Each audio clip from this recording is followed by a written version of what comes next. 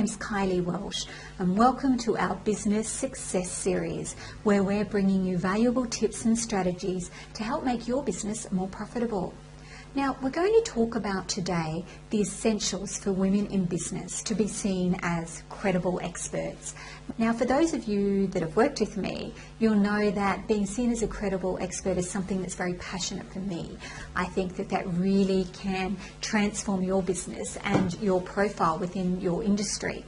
So there's a few key ingredients that we're going to talk about. And first of all, we're going to look at your work experience and how you demonstrate that. I was working with a lady recently who'd been working in PR for a long time, 8 years I think, and going into her own business, she felt it was quite difficult to say she was a credible expert when she was only very new to her own business. So what we looked at is, how we can put that together so that it's really obvious that her 8 years experience in the corporate sector makes her a very credible expert in the areas that she's talking about. So have a think about your paid and unpaid work experience and whether you're presenting that in a way that really comes across as very strong and that really demonstrates your expertise in that area, I think. Now, the next area, which I suppose a lot of you I know are already very actively involved in, but it's also having an online presence. There are a lot of people that I still meet today that really aren't probably, they haven't really got as much going on in that area as they should do. Now, I think today there's not a lot of reasons for not having a good online presence, and by that I mean through either your website or blog. So that's really, really fundamentally important, that if someone's searching you or wanting to find out more information, they can't even find a website or a blog about you, then that's going to be a little bit limiting. And it doesn't have to be expensive either. I remember years ago, it would cost a couple of $1,000s to get your website done.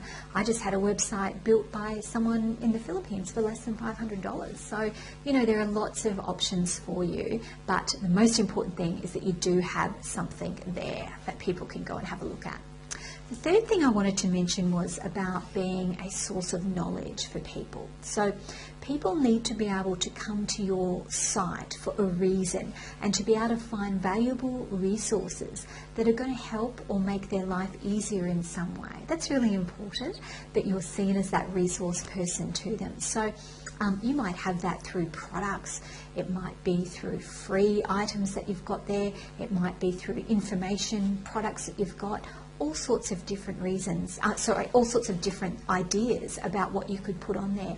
But really, if these items are SEO optimized, people are going to come to your site regardless. They're going to find you. Whatever they're searching on is going to lead them to you. So make sure that you're being seen as a resource for people, that they can come there and know that they can get some really interesting and valuable information without having to necessarily buy a product as a result of that. So hopefully it'll lead to more sales, but initially it doesn't have to.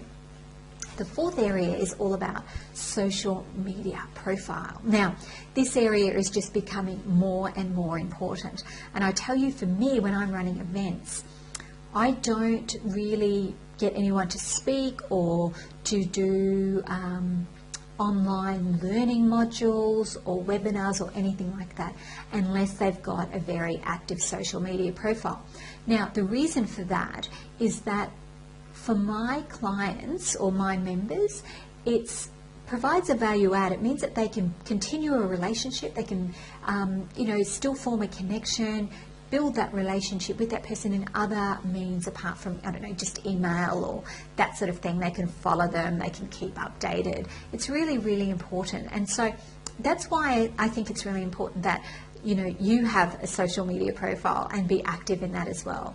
And we're going to talk later, but there are ways that you can really do that so that it is quite easy. You're only really putting your information in one area and then it's going to lots of different places. And we'll talk more about some of those online tools.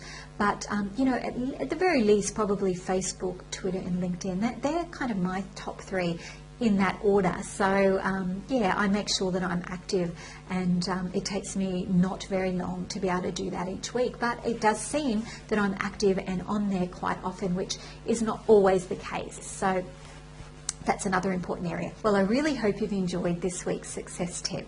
I'd like you to have a good think about the things that you're doing really well already, but also the areas that you think, maybe I could do a little bit better. So please share those with us, and I look forward to seeing you next week for our success tips.